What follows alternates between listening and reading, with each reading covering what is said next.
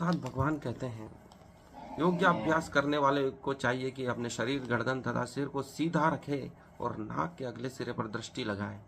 इस प्रकार वह अविचलित तथा दमित मन से, भय रहित, विषय जीवन से पूर्णतया मुक्त होकर अपने हृदय में मेरा चिंतन करे और मुझे ही अपना चरम लक्ष्य बनाए। अर्थात अपनी कमर को सीधा रखना, अपना सुषुम्ना नाड़ी के द्वारा ऊर्जा जब मूलाधार से ऊपर जाएगी तो आपको ध्यान उपलब्ध हो जाएगा। शरीर, गर्दन तथा सिर को सीधा रखना इसलिए आवश्यक बताया गया है। हम टेढ़े बैठते हैं और अपनी सभी ऊर्जा को खो देते हैं।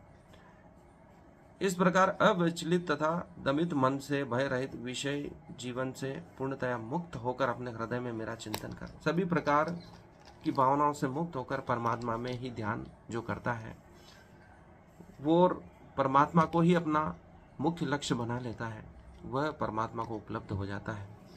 यह योग की विधियां भगवान बता रहे हैं। 15वें श्लोक में भगवान कहते हैं युद्धदेव सदात्मनम योगी नियत मानसः शांति निर्वाण परमाम मनसद मधिगच्छति। अर्थात इस प्रकार शरीर, मन तथा कर्म में निरंतर संयम का अभ्यास करते हुए संयमित मन वाले योगी को इस भौतिक अस्तित्व की समाप्ति पर भगवत काम की प्राप्ति हो जाती है।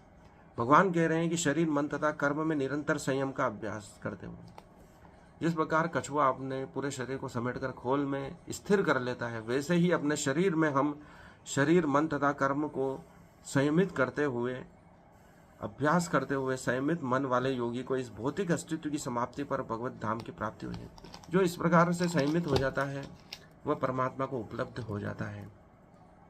अर्थात अपने आप को पूरी तरह संयमित रखना। हम महाभारत सीरियल में भी देखते हैं कृष्ण कितने संयमित हैं। एक सूत्र में बंधे हुए एक शब्द भी वह इधर उधर नहीं बोलते हैं। उनका मन एकाग्र है, बुद्धि एकाग्र है। वैसा जीवन हो जाना चाहिए। एक शरीर की एक कोशिका का भी उनमें भटकाव नहीं दिखता है। यह उपलब्धि संयमित व्यक्ति को ध्यान द्वारा ही प्राप्त होती है। अभी हमारा मन बिखरा हुआ है, हम क्या बोल रहे हैं हमें मालूम नहीं है। जब लोग गाली देते हैं तो पता चलता है कि हमने कुछ गलत बोल दिया।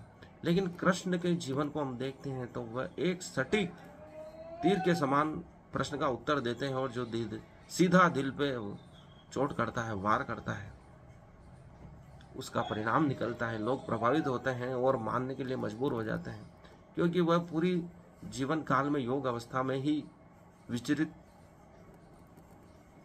अपना अभ्यास करते रहे, पूरी पृथ्वी पर विचरण करते रहे।